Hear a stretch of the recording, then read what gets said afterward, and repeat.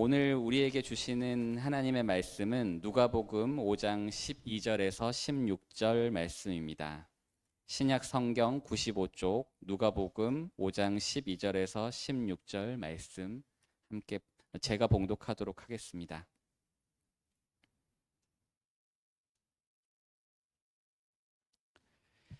예수께서 한 동네에 계실 때에 온몸에 나병 들린 사람이 있어 예수를 보고 엎드려 구하여 이르되 주여 원하시면 나를 깨끗하게 하실 수 있나이다 하니 예수께서 손을 내밀어 그에게 대시며 이르시되 내가 원하노니 깨끗함을 받으라 하신대 나병이 곧 떠나니라. 예수께서 그를 경고하시되 아무에게도 이르지 말고 가서 제사장에게 내 몸을 보이고 또 내가 깨끗하게 됨으로 인하여 모세가 명한 대로 예물을 드려 그들에게 입증하라 하셨더니 예수의 소문이 더욱 퍼짐에 수많은 무리가 말씀도 듣고 자기 병도 고침을 받고자 하여 모여오되 예수는 물러가사 한적한 곳에서 기도하시니라. 아멘. 김정현 목사님 나오셔서 아름다운 사람이라는 제목으로 말씀 전해주시겠습니다. 김정현 목사님은 다들 아시죠? 저희 리트릿 때도 말씀을 한번 전해주셨고 또 목사님이 안 계실 때마다 이렇게 오셔서 늘 말씀을 전해주시는데 나오실 때 뜨거운 박수로 환영해 주시면 감사하겠습니다.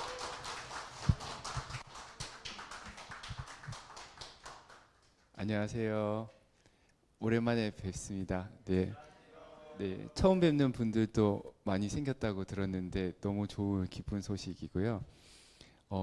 제가 그 설교를 하기로 하고 지난 며칠 전에 제가 언제 왔었는지를 한번 살펴봤어요. 그랬더니 3년 전 여름에 아마 왔던 것 같고 그때 목사님 안식년이어갖고 제가 3주 과학 관련돼서 특강을 했던 것 같고 그리고 2년 전에 한번 와서 예수님 이야기를 하고 그 다음에 과학 이야기 못다한 거 미래 이야기 우주의 미래 이야기를 했는데 혹시 기억하시는지 잘 모르겠어요. 기억하세요? 아 기억하면 안 되는데 아 오늘 할 얘기랑 겹치는 부분이 많은데 제가 오늘 제가 지난주에 목사님이 보내달라 그래서 지난주에 설교 제목이랑 본문을 보내주고 나니까 내가 헷갈리는 거예요. 왜냐면 제가 요즘 설교를 별로 안 하거든요. 거의 할 일이 없어요. 그래서 보통 같은 설교를 해서 혹시나 해서 내가 깜- 마음이 갑자기 뜨끔해서 봤는데 제목이 너무 비슷하더라고요. 그때 기억 안 나시죠? 아, 다행이다. 그때 제목이 아름다운 삶이었어요.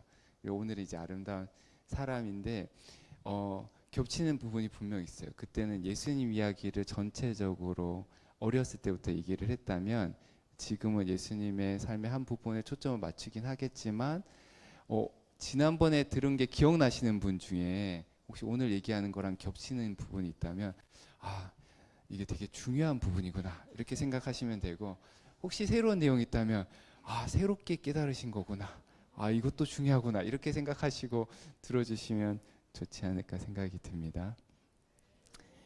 2년 전에 왔었으니까 지금 2년이 흘렀잖아요. 저도 신상의 변화가 생겼어요. 그때는 제 소속이 장신대였어요. 장신대였다가 여기 하고 조금 있다가 작년 3월부터 연세대로 옮겼습니다. 그래서 학교 분위기가 많이 달라졌어요. 그러니까 장신대는 마포 3년 선교사님이라고 아마 잘 모르시는 분들이 많겠지만 한국 신학교육의 아버지 같은 분이 있어요. 마포 3년 선교사님이 세우신 교회고 미국 북장로교 선교사님이세요. 연세대학교도 미국 북장로교 소속의 언더우드 선교사님이 세운 교회.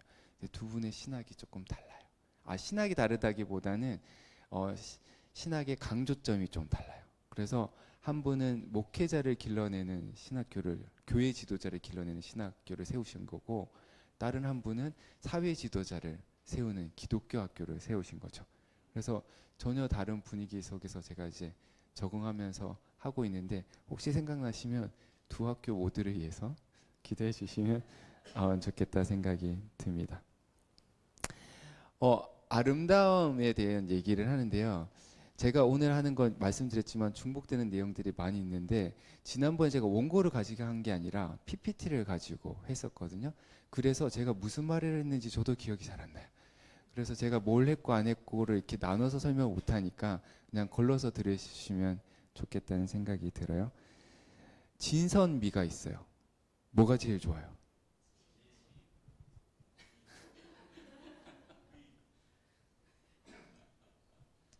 미라고 대답해 주셨죠? 아, 여기서. 아, 네, 감사합니다. 네. 오늘 설교가 아름다움에 관한 건데. 어, 왜 진선미에서 왜 진이 최고라고 생각하세요? 어렸을 때 너무 미스 코리아 선발대 많이 보신 거 아니에요? 그죠? 아, 그게 1등이라고. 1등이라고 이렇게 근데 일제 1등이라는 표현을 쓰진 않지만 느낌이 상 그렇잖아요. 그죠? 마지막에 보면 비슷한 생각을 하는 거죠, 우리. 근데 여러분 한번 생각해 보세요. 여러분의 이 배우자가 있으신 분도 있지만 한번 여러분 짝지에 대해서 생각을 할 때, 연인에 대해 생각을 할 때 참된 사람, 진실한 사람, 선한 사람, 착한 사람, 아름다운 사람, 매력적인 사람, 세 사람이 딱 나눠지지 않겠지만 특징이 그렇게 있어요. 어떤 사람한테 여러분 다가갈 것 같아요? 맨 먼저. 뭔가 아까랑 대답이 다른 것 같으네요. 제가 철학과에 다녔잖아요. 고준석 교수, 목사님이랑 같이 고학번인데 학교에 다닐 때 저희 철학과에서는 주로 배우는 게 참에 관한 거예요. 참과 거짓, 진위, 어떻게 분별할 것인가, 기준이 뭔가 이런 거를 얘기를 했거든요. 그리고 이제 도덕 철학이라 그래서 선과 악에 대해서도 배우기도 해요. 어떻게 구분할 것인가. 근데 미와 추, 아름다운 것 추함에 대해서는 안 가르쳐 줘요. 그건 미학과 가서 배워라 이렇게 된 거예요. 저희 과가 아니라 미학과 가서 배워라. 예전에는 철학과, 종교학과, 미학과가 같은 과로 있을 때도 있었어요. 같은 과로. 근데 이제 갈라져서 있으니까 저희는 아름다움에 대해서는 안 가르쳐 준 거죠. 그러다 보면 그러니까 저희 마음속 제 마음속에서 공부하는 양으로 비춰봤을 때 아, 진이 최고구나. 선이 그 다음이고 아름다움 별로 중요하지 않구나. 이런 생각을 했던 것 같아요. 그죠? 그러다가 이제 생각이 조금 달라지는 계기가 있었는데 그 달라지는 계기 중에 첫 번째는 제가 40이 될 때, 이 얘기는 제가 한 것 같은데요. 40이 될 때쯤이에요. 왜냐하면 그때 링컨이 한 말이 생각이 났거든요. 기억나세요? 40세가 되면 자기 얼굴에 책임을 져야 된다. 이건 기억나시죠? 그러니까 제가 40이 넘어갈 때쯤 그 말이 마음에 계속 와닿는 거예요. 제가 제 얼굴에 책임을 지고 있나? 여기 40 넘으신 분이 손 들기가 좀 힘드신가요? 네. 한번 보시고 얼굴에 책임을 지고 있는 옆에 분이 한번 봐주시면 책임을 책임을 지고 계신 것 같아요. 그래서 제가 제 얼굴에 책임을 지고 있나 이런 생각을 많이 하게 되고 옆에 보면서 이제 책임을 지고 계신 분들을 막 찾기 시작했던 것 같아요. 그러면서 아름다움에 좀 관심을 갖기 시작하기도 한 것 같은데요.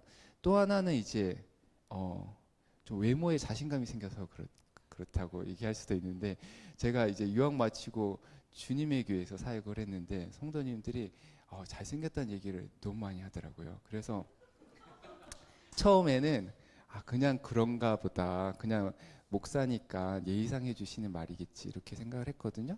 근데 그거를 한두 번 들을 때는 그렇게 생각하는데 계속 듣잖아요.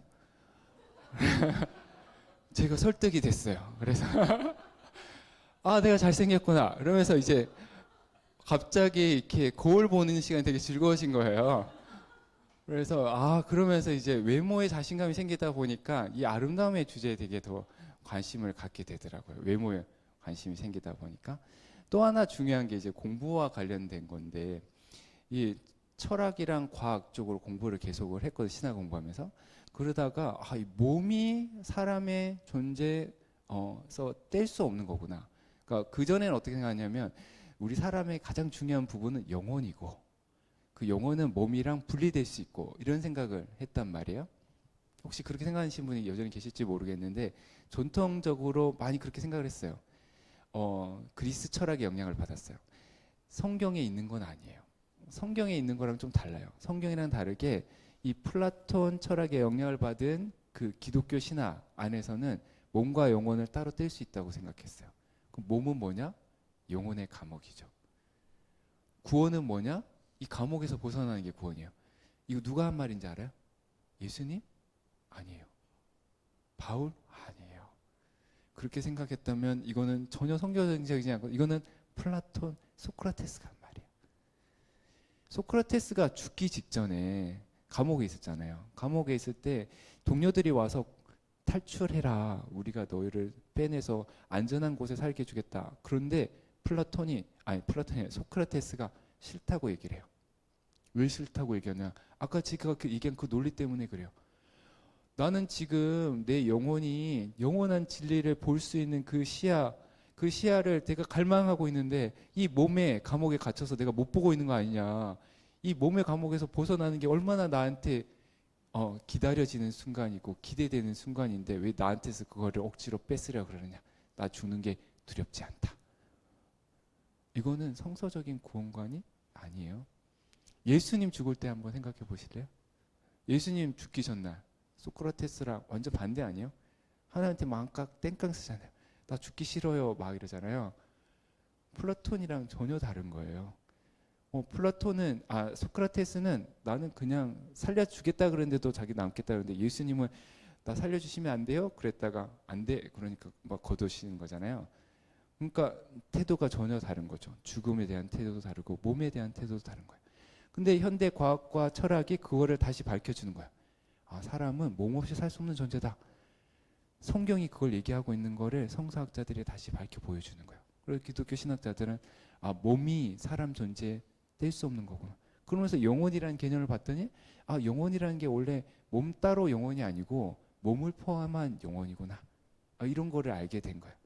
그래서 몸이 신학적으로도 너무너무 중요하다는 걸 깨닫게 되면서 몸에 관심을 갖게 되었습니다. 그러면서 아름다운 몸 이런 걸 생각하게 되는 거죠. 제가 아까 진선미를 얘기를 했는데 진선과 다르게 아름다움의 중요한 특징 중에 하나가 매력이에요. attraction. 끌어당기는 힘. 여러분이 뭔가 참된 걸 머리로 알지만 몸이 막 움직이진 않잖아요. 막 억지로 움직이게 되냐. 그래, 옳으니까.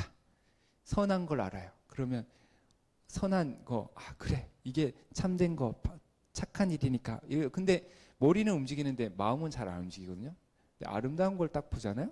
그러면 머리로 판단하기 전에 손이 먼저 가요. 몸이 먼저 움직여요. 제가 그러면서 이런 생각을 했어요. 우리 한국 교회가 오늘날 잃어버린 중요한 가치 중에 하나가 아름다움이 아닐까? 우리가 너무 참된 것, 선한 것 막 강조하고 부르짖고 거기서 어긋나는 거짓을 막 탄핵하고 그리고 악한 거를 막 정죄하고 그러면서 우리 머리는 엄청 커졌는데 근데 매력을 상실한 것 아닐까? 이런 생각을 하고 그래서 우리가 좀 아름다움을 회복할 수 있다면 사람들이 머리로 판단하기 전에 먼저 마음이 움직이고 몸이 움직여서 교회로 나오지 않을까? 이런 생각을 하게 되었습니다. 그래서 이런저런 생각들이 막 종합돼서 제가 마음에 둔 화두가 아름다운 몸이라는 화두예요. 아름다운 몸. 그 화두를 가지고 제가 오늘 여러분과 이야기를 나눠보려고 합니다. 재밌을 것 같아요. 제가 올해인가 작년에 나온 책인데요. 그 동화책이에요. 제가 서점에 갔다가 우연히 갔다 봤는데 왜 사람이 아름다울까요? 라는 제목의 책이에요. 왜 사람이 아름다울까요? 라는 책인데 동화책인데 그러니까 외국 사람 프랑스에서 나온 걸로 알고 있어요. 근데 이제 여기에는 어떤 할아버지 이야기가 나와요. 파푸라는 이름의 할아버지가 손녀를 만나는데 이 파푸 할아버지는 의사 생활을 하다가 은퇴하신 분이에요. 근데 이 할아버지가 소녀랑 얘기를 하다가 이런 얘기를 해요. 내가 의사로 일하면서 얼마나 많은 다양한 몸을 봤는지 넌 아마도 상상도 못할 거야. 뒤틀린 몸, 그리고 다친 몸, 마른 몸, 뚱뚱한 몸, 하얀 몸, 검은 몸 등 정말 다양한 몸을 봤는데 그 몸 하나하나에 각각의 사연이 있고 역사가 있지. 그러면서 다른 사람의 삶의 이야기, 그 사연을 알지도 못하면서 그냥 몸만 보고 이러쿵저러쿵 말하는 건 그런 정말로 어리석은 짓이란다. 이렇게 얘기를 해요. 그러니까 몸 안에 사연이 있는 거예요. 장애 아니면은 상처 그리고 몸의 모양, 체형 이런 것들이 다 사연이 이 담겨 있는 몸이라는 얘기를 하거든요. 그러면서 할아버지가 손녀를 데리고 마을로 가요. 그러면서 자기가 의사 때 만났던 사람들 한 사람 한 사람 만나면서 그 사람의 몸에 대해서 그 몸에 얽혀 있는 사연을 얘기를 해줘요. 이 사람 왜 몸이 뚱뚱한지, 이 사람이 왜 장애가 있는지 등등 이렇게 얘기를 해주는데, 그 얘기를 다 듣고 난 다음에 이 손녀가 결론을 내려요. 아, 한 사람 한 사람의 이야기가 다 너무 아름답구나. 그래서 각 사람의 몸이 아름답구나. 이렇게 얘기를 합니다.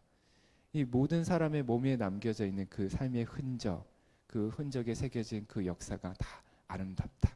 그렇기 때문에 사람이 아름답다. 이렇게 결론을 내리고 있습니다. 제가 외모 자신감을 얘기를 했잖아요. 제가 얼마 전에 학교에서도 얘기를 들었어요. 학생들이, 그 남학생들이. 그래서 제가 이게 이제는 부인할 수 없는 질문 생각을 가지고 있는데요. 제가 이제 어떤 일이 있었냐면, 이거는 조금 다른 이야기예요. 12년 전이에요. 12년 전 11월 달, 지금 11월이죠. 그러니까 이때쯤 제가 유학을 마치고 귀국할 때였는데, 12년 전 이때 귀국할 때 제가 사역지를 찾고 있었어요. 원래는 이제 박사학위를 받았으니까 학교를 찾아야 되는데, 그때만 해도 저는 장신대를 생각했기 때문에 장신대는 목회 경력이 필요했거든요. 풀타임 목회 경력. 그래서 이제 풀타임 목회를 할 자리를 찾고 있는데, 미국에 원서를 다 썼는데 아무 데도 안 됐어요. 알래스카에도 썼는데도 안 되고, 뭐 플로리다도 쓰고 뭐 이렇게 했는데 다 안 되고, 딱 한 군데 면접을 보라고 오라는 데가 있었는데, 이 주님의 교회예요. 근데 비행기 타고 오라는 거예요.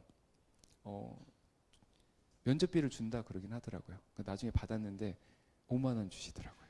이제 10만 원 줬구나. 보통 5만 원인데 미국에서 왔다가 이제 10만 원 주시 했는데, 그때 면접 때 있었던 일이야. 그때 면접 때 제가 면접을 보는데 이렇게 목사님들이랑 이렇게 장로님들 몇 분이 계셨어요. 근데 면접을 아주 진지하게 보는데, 장로님, 원로급 장로님 중에 한 분이 저한테 말씀하시기를, 목사님 얼굴 표정이 너무 어두워요. 그렇게 굳은 표정으로 목회를 하실 수 있으시겠어요? 이렇게 걱정하시듯이 얘기하신 거예요. 전 떨어질까봐 너무 무서웠는데 나중에 다행히 붙기는 했는데, 그리고 나서 생각을 했죠. 내 얼굴이 이렇게 굳어 있었나? 어떻게 제 지금 얼굴이 굳어 있는 것 같으세요? 이제 많이 바뀐 것 같은데, 이게 굳어 있다고 생각을 해보니까 공부를 너무 열심히 했나? 유학 기간 중에 너무 책이랑 씨름하고 사람 안 만나고 글을 쓴다고 너무 애를 썼구나, 이런 생각을 해서, 그때 이제 사역하기 한 2달 정도 남아갖고 미소를 만들어야겠다 생각을 했고, 그린, 김치, 멸치, 꽁치, 참치 이러면서 이제 웃는 연습을 했거든요. 근데 그때 제가 깨달은 게 있어요. 뭘 깨달았냐면, 이 미소라는 게 2달 만에 만들어진 게 아니구나. 이 굳은 표정이 이렇게 풀리는 게 2달 만에 되는 게 아니구나. 온화한 미소, 그 미소는 오랜 시간 그렇게 웃음을 가졌던 사람에게 생겨나는구나. 너무 아무것도 아닌 것 같은데 미소가 되게 아름다우시거든요. 저 미소가 저게 금방 나오는 게 아니에요. 그게 금방 나오는 게 아니라 오랫동안 그런 온화한 마음으로 미소를 가져야지 나오는 거거든요. 제가 이 설교를 지난 7월에 주님의 교회 가서 했어요. 담임 목사님 안식년이라 설교할 기회를 줘갖고 내가 이 설교를 했거든요. 했더니 그 장로님, 원로 장로님이 되셔서 나타나신 거예요. 그래서 제가 속삭였죠. 장로님 얘기인가 아시죠? 그래, 장로님 알고 있다고. 입술은 풀렸는데 눈은 아직 안 풀렸다고. 그래서 아이가 아직 훈련이 덜 됐구나. 이 눈을 풀어야 되는구나, 이런 생각을 하게 되었습니다. 근데 가만히 생각해 보면 우리의 몸은 우리가 엄마 뱃속에서부터 지금까지 있었던 그 삶의 모든 역사를 고스란히 안고 있다고도 말할 수 있어요. 마치 뭐 같으면 서울시 같아요. 서울에 가면 저기 구석기 유적지 아시죠? 암사동에 있잖아요. 그리고 삼국시대 유적지가 있어요. 몽천토성도 있고 아차산성도 있고, 그리고 500년 전 조선시대 궁궐들도 여기에 있고, 최근에 지어진 123층짜리 고층 빌딩도 있고, 뿐만 아니라 한강, 뭐 북악산, 남산, 산을 생각하면 이 그냥 수천 년이 아니라 수억 년의 역사가 이 한반 이 서울 시내 안에 공존하고 있어요. 그러니까 지금은 2023년인데 2023년만 있는 게 아니라 수억 년의 역사가 함께 공존하고 있거든요. 근데 우리 몸도 그런 것 같아요. 여러분 몸도 보면은 2023년의 몸이지만 과거 역사가 여러분 몸 안에 새겨져 있는 거예요. 강수진 씨 발 얘기를 했는지 기억이 안 나는데 강수진 씨 발 발레리나 보신 적 있으세요? 어때 예뻐요? 안 예뻐요? 아 오늘 설교 주제랑 연결해서 생각을 하면 예뻐야 되는데 안 예쁘죠? 딱 보면 안 예쁘죠. 우리 눈으로 딱 봤을 때는 안 예뻐요. 근데 그 사연을 듣고 나면 또 다르게 보이는 거예요. 그 발을 만들려면 몇 년이 걸릴까요? 강수진 씨 발, 그 발을 만들려면 몇 년 동안 애쓰면 그 발이 나올 것 같아요. 얼마나 눈물을 흘려야, 얼마나 땀을 흘려야 그 발이 만들어질 수 있을까요? 그 발로 얼마나 많은 사람들을 감동시켰을까요? 이 발에 얽혀 있는 그 역사, 사연, 그것들을 알게 되면 그 발이 갑자기 아름답게 보이는 거죠. 근데 그 발은 강수진 씨의 삶 전체가 녹아 있다고도 말할 수 있는 거죠. 금방 만들 수 있는 게 아니에요. 수십 년간의 홀로 흘린 많은 눈물과 땀의 결과물로 그 발이 있는 거죠. 아름다운 발이라고 말할 수 있습니다. 사람의 몸 중에서도 얼굴이 사람의 역사를 가장 잘 드러내거든요. 영화 보면 남북한 사람 얼굴 딱 보면 알잖아요. 아, 이 사람이 과거에 어떤 삶을 살았는지. 탐욕스러운 사람도 마찬가지예요. 요즘은 조금 아닌 것도 보이지만 아닌 사람도 보이지만 대체로 탐욕스럽게 살았던 사람 얼굴에 그 탐욕스러움이 묻어나거든요. 아까도 얘기했지만 온화한 삶을 살았던 사람에게 그 온화한 미소가 남아있는 것과 마찬가지입니다. 이렇게 말할 수도 있어요. 아름다운 삶의 역사가 없이는 아름다운 몸은 있을 수 없다. 그러니까 아름다운 몸을 진짜 갖고 싶으면 아름다운 삶의 역사를 만들어 가야 되는 거죠. 아름다운 삶의 역사를 만들어 간 사람에게 아름다운 몸을 볼 수 있기 때문입니다. 이렇게 보면 이제 링컨 할아버지가 한 말이 이해가 된 거죠. 40세가 되면 자기 얼굴에 책임을 져야 된다. 그러면 40년 동안 어떻게 살아왔는지 얼굴에 묻어나기 때문에 그렇습니다. 물론 이제 제가 오늘 여러분에게 얘기하고 싶은 내용 중에 가장 중요한 것, 그래서 이 오늘 얘기의 핵심이라고 말할까요? 오늘 얘기의 핵심은 예수님의 얼굴과 관련되어 있습니다. 예수님 얼굴 보여드렸는데 혹시 그거 기억나세요? 제가 예수님 얼굴 막 보여드렸는데 여러 가지로 보여드렸는데 기억나요? 네, 예수님의 얼굴을 제가 많이 보여드렸는데 그 예수님의 많은 얼굴들 중에 진짜 얼굴을 우리가 알 수는 없지만 예수님의 그 삶의 이야기 속에서 예수님의 얼굴이 어땠을지를 조금 짐작해 볼 수는 있어요. 근데 저는 예수님이 영화 속에 나오는 것처럼 꽃미남형이었을 거라고는 생각하지 않아요. 꽃미남형이 좀 거리감이 들 것 같아요. 근데 꽃미남형은 아니고 약간은 호감형이지 않았을까? 왜 호감형일 수 있을까? 예수님은 웃는 사람들이랑 같이 웃고 우는 사람들이랑 같이 울었거든요.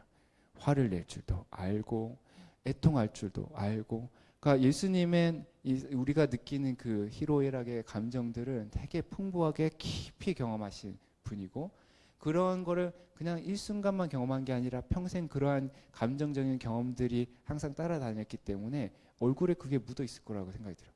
누군가를 만났을 때 그 사람에게 충분히 공감해 줄 수 있는 그런 얼굴 표정. 그렇기 때문에 예수님 얼굴은 호감형이지 않을까. 그래서 천국 가서 만났을 때 여러분 절대 실망하지 않을 얼굴을 만날 수 있을 거라고 저는 생각하고 있습니다. 근데 예수님의 몸이 여러 얼굴도 중요하지만 제가 성경책 읽을 때 주목하는 거는 예수님의 얼굴보다 좀 다른 부분인데요. 예수님의 발이에요. 예수님의 별명 얘기도 그때 했었어요. 기억하실지 모르는데 예수님 별명. 예수님이 싫어하는 사람들이 예수님한테 붙인 별명. 기억 안 나시죠? 이걸 좋아해야 되는지 싫어해야 되는지 잘 모르겠는데 먹기를 탐하고 포도주 마시기를 즐기는 사람, 세리와 죄인의 친구. 제가 이 별명 너무 좋아서 묘비명이 됐으면 좋겠다고 말씀을 드렸던 것 같은데, 근데 제가 포기를 먹고 마시는 게 너무 힘들어서 포기를 했다고. 그래서 반쪽은 포기하고 반쪽만 닮아야겠다. 기억나세요? 이거는 제가 했던 걸로 아는데, 그래서 이 먹고 마시는 거를 정말 예수님을 닮고 싶은데, 가능하신 분들은 예수님 온전히 닮으시기를 바랍니다. 근데 저는 이제 온전히 못 닮고 반쯤은 닮아야겠다. 그래서 세리와 죄인의 친구라는 말을 주목해 보면, 이 세리와 죄인의 친구라는 말에는 예수님의 아름다운 발의 사연이 숨겨져 있어요. 세리와 죄인의 친구라는 얘기는 뭐냐면, 당시의 종교 지도자들이 멀리하고 싫어하던, 그리고 정죄하던 그 세리와 죄인의 모임에 성큼성큼 다가가는 발을 묘사하고 있거든요. 멀리하는 게 아니라 다가가는 거예요. 삭개오한테 다가가는 거예요. 삭개오 집에 막 들어가는 거예요. 세리지 집에 가고 막 거기서 식탁하고 교제를 하는 거예요.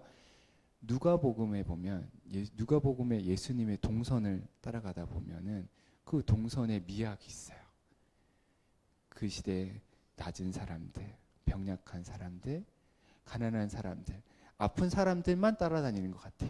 그 사람들을 찾아다니고 그 사람들에게 하나님 나라 복음을 전하고 하나님 나라를 맛보게 하는 그 예수님의 그 발의 동선, 그 동선이 너무 아름답다고 저는 생각을 합니다. 예수님의 몸 중에는 그 말고도 되게 많이 있어요. 예수님의 창자는 불쌍한 사람들 보면은 계속 이 끊어질 듯 하는 그런 창자고요. 예수님의 가슴은 어린아이를 품어 안는 따뜻하고 넓은 가슴이기도 했습니다. 예수님의 눈은 오로지 하나님만 바라보는 눈, 하늘만 바라보는 그 아주 맑고 투명한 눈이기도 했지만, 예루살렘을 향해서 바라볼 때는 평화의 도성이 평화를 알지 못하고 닭똥 같은 눈물을 흘리는 그런 눈이기도 했습니다. 예수님의 무릎은 겟세마네 동산에서 오로지 하나님의 뜻만 구하는 무릎이기도 했습니다. 예수님의 이야기에서 예수님의 몸을 한번 상상해 볼 수 있는데, 그 몸의 다양한 부분들이 참 아름답다는 생각이 들어요. 그 중에서 제가 제일 주목하는 건 예수님의 손이에요. 예수님이 길을 걸어가는데 한센병 환자가 다가와요. 당시 한센병 환자가 어떤 취급을 받았는지 여러분 잘 아실 텐데, 우리 시대는 많이 좋아졌다 그렇지만 많이 안 달라진 것도 있어요. 여러분 한센병 환자 직접 본 적 있어요? 비슷한 상황이에요. 한센병 환자가 지금은 전염성도 없고 괜찮다고 얘기하는데 우리 주변에 안 보이잖아요. 왜 안 보이는 걸까요? 왜 안 보이는 걸까요? 여전히 사람들이 이상한 시선으로 보기 때문에 그런 거 아닐까요? 그래서 자기네들끼리 모여 사는 게 더 편하니까 그런 거 아닐까요? 그 시선을 우리는 극복하고 있는 걸까요? 아닐 것 같은 생각도 많이 들거든요. 근데 그 비슷한 시선이 아니고 그보다 더 악독한 시선으로 그 한센병 환자를 바라보던 시대예요. 2000년 전. 종교적으로도 정죄를 해요. 하나님의 저주를 받았다 생각하고 예배에도 참여할 수 없는 그런 사람들이었어요. 신분의 사람들이었어요. 근데 그 사람 중에 하나가 예수님 앞에 무릎을 꿇고 다가왔어요. 움찔하고 피하는 게 정상일 수도 있는데 예수님은 피하지 않았어요. 주님, 원하시면 나를 깨끗게 하실 수 있습니다. 예수님께서 원하면 깨끗게 하실 수 있잖아요. 원한다, 나아라, 이렇게 하실 수 있잖아요. 실제로 예수님 말씀으로도 낫게 해주실 수 있잖아요. 근데 예수님 굳이 예수님의 손을 이 한센병 환자의 몸에다가 가져다 대십니다. 굳이 안 해도 되는데 손을 가져다 대시고 말씀하세요. 내가 원합니다. 깨끗해지십시오. 깨끗해져요. 이 예수님의 손은 소위 말하는 부정한 몸에 닿아갔고, 부정 타는 손이 아니라 부정한 몸에 닿아갔고 부정한 몸을 깨끗하게 만드는 손이, 아픈 몸을 만져서 아픈 몸을 깨끗하게 치료하는 그런 손, 거룩한 치유의 손이었습니다. 오늘 본문에는 안 나오지만 누가복음 7장에 보면 나인성 과부가 나와요. 나인성 과부가 아들을 잃어버려서 막 울면서 통곡하잖아요. 예수님 보니까 또 창자가 찢어질 것 같은 거.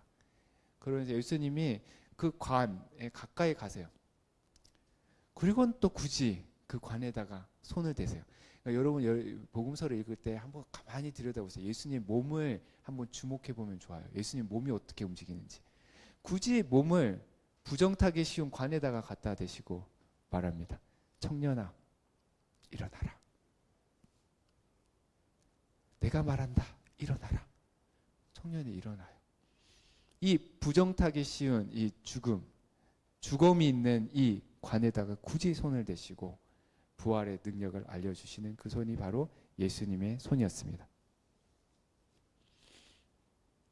근데 이 예수님의 손은 이렇게만 아름다운 게 아니고요. 예수님의 손은 예루살렘 성전에 들어갔을 때는 채찍을 높이 드는 손이었어요. 불의를 보고 가만히 참지 않는 거룩한 분노의 손. 그 예수님의 손은 십자가 위에서는 이 세상의 모든 죄, 우리의 죄를 포함해서 모든 죄와 죽음의 세력을 받아 안는 지극한 사랑의 손이었습니다. 부활한 다음에는 의심 많은 도마에게 딱 보여주시면서 부활의 확신을 심어주는 그런 영광스러운 손이기도 했습니다. 여러분 손 한번 보세요. 여러분 손. 되게 아름다우십니까? 아름다우세요? 그 손에 어떤 사연이 담겨 있어요? 어떤 사연을? 오늘 그 손에 어떤 사연을 한번 담아 보시렵니까? 한번 생각해 보시면서 오늘 하루를 보내보시면 좋겠습니다.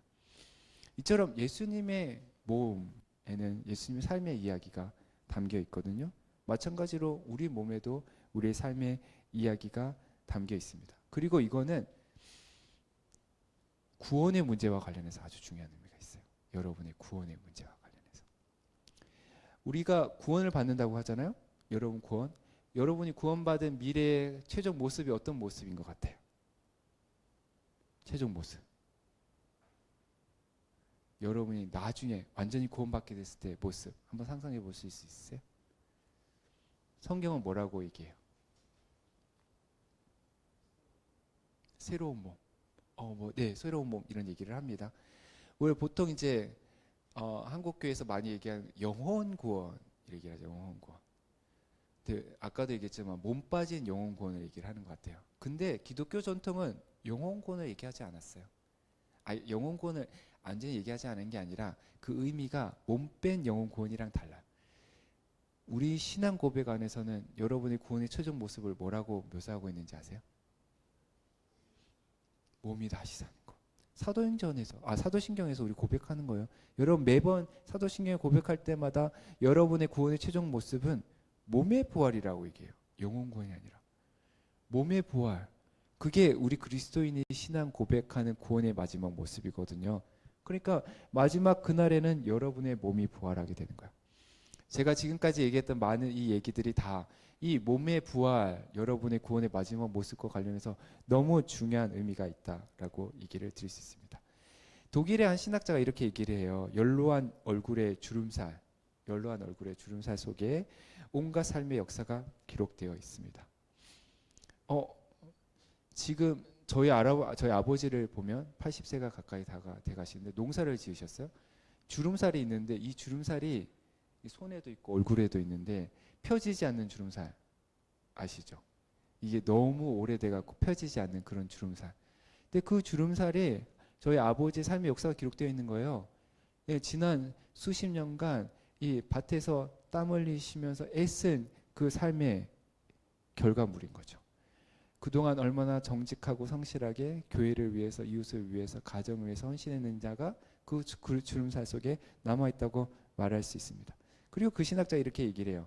인간은 자신이 이 세상에서 이룩한 시간의 수학을 가지고 죽음 속으로 들어갑니다. 그러니까 죽을 때 그냥 늘 죽는 순간에 그 몸으로 죽는 게 아니라 그때까지 내가 몸으로 살았던 모든 시간을 수확해서 그 열매들을 다 거두어서 그걸 가지고 죽음 속으로 들어간다고 얘기를 하거든요. 이 시간의 수확이 바로 몸의 부활의 출발점인 거죠. 우리가 몸이 부활할 때 몇 살 몸으로 부활할까요? 이런 질문들 아마 여러분들 상상해 보셨을 텐데 보통 죽는 순간의 몸 이렇게 얘기를 하잖아요. 근데 그건 싫잖아요. 싫어하는 사람 되게 많단 말이에요. 그래서 내가 가장 잘 나갈 때 20대의 몸, 18세의 몸 이렇게 얘기를 하는데 그게 아니고 여기서는 뭘 얘기하냐면 내가 살아온 모든 시간의 역사가 녹아있는 몸, 그것을 온전히 거두어 들인 몸, 그 몸으로 부활하게 된다고. 그러니까 내가 살았던 이 모든 삶의 시간들이 함께 부활한다고. 상상이 좀 되세요?